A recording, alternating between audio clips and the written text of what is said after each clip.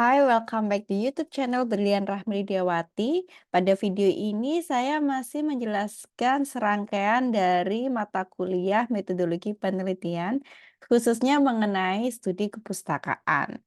Nah, studi kepustakaan ini sangat biasa ditemukan ketika teman-teman baca proposal atau laporan tugas akhir itu letaknya di bab 2.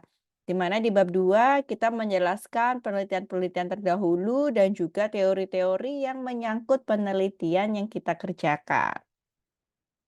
Nah, penulisan penelitian sendiri merupakan hal menarik apa yang dapat dituliskan selama eksperimen penelitian. Misalkan di video sebelumnya saya menjelaskan bahwa kalau ada masalah mengenai eh, proses penjualan yang selama ini konvensional, kemudian dengan adanya penelitian teman-teman buat website sehingga penjualannya itu bisa melalui website, bisa online seperti itu. Nah, itu kan nanti perlu dijelaskan hal menariknya apa? Mungkin temuan-temuan dari penelitian sebelumnya menjelaskan kalau misalkan, apa namanya, dengan menggunakan e-commerce terbukti meningkatkan penjualan sekian persen. Nah, itu bisa disebutkan teman-teman ya. Nah, kemudian dari skup penelitian tadi dapat dijelaskan bahwa setiap tulisan penelitian pasti berbeda dengan orang lain. Nah, mungkin sama-sama mengembangkan, suatu website e-commerce, cuman yang satu untuk peternakan, kemudian yang satu untuk hasil ternaknya mungkin berbeda pendekatannya ya. Mungkin desainnya itu bisa berbeda, kalau untuk peternak dan pembeli ternaknya seperti apa, kalau untuk hasil olah peternakannya seperti apa. Nah, itu perlu dijelaskan. Nah, dari mana kita, tahu bahwa penelitian kita itu sudah benar atau tidak, sudah inline dengan penelitian yang sudah-sudah, salah satu caranya adalah melakukan studi kepustakaan ini, atau biasa kita sebut juga dengan studi literatur, seperti itu. Nah, studi kepustakaan sendiri adalah proses memahami seputar penelitian yang akan dilakukan dari berbagai sumber, termasuk referensi ya, baik itu paper, artikel ilmiah, media massa, buku, dan lain sebagainya. Nah, jadi kita harus sebagai peneliti itu harus tahu hal menarik apa sih yang dilakukan sehingga tujuan tulisan penelitiannya lebih menarik dan kita juga bisa tahu kalau kita melakukan studi literatur itu literatur apa yang akan kita gunakan. Nah, yang teman-teman wajib soroti adalah, di bab 2 itu pasti ada 2 komponen ini. Yang pertama adalah penelitian terdahulu dan yang kedua adalah dasar teori, di mana dasar teori ini menjelaskan tentang teori-teori yang mendukung penelitian. Oke, saya tunjukkan contohnya.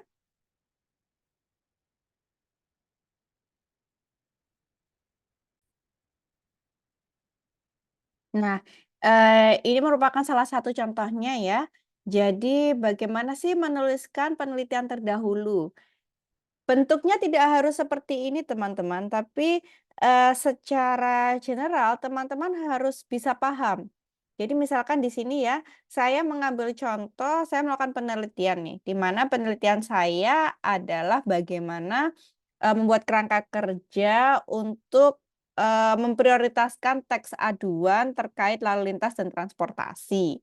Nah, di sini maka saya perlu mencari penelitian-penelitian sebelumnya yang juga melakukan, text mining, bagaimana dari aduan itu dilakukan proses prioritasnya.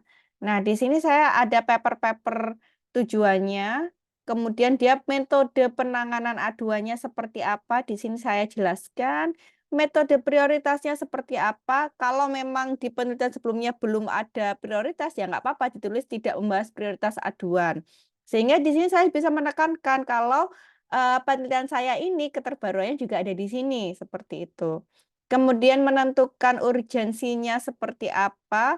Nah, di sini kan saya menawarkan metode nanti prioritasnya menggunakan urgensi. Nah, ada nggak penelitian sebelumnya menggunakan urgensi?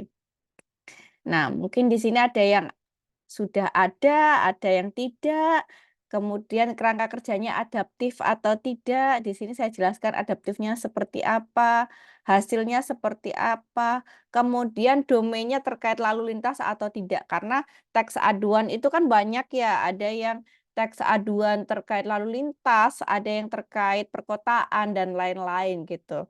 Nah, kalau konteksnya terkait lalu lintas saya jelaskan bahwa iya ini terkait lalu lintas.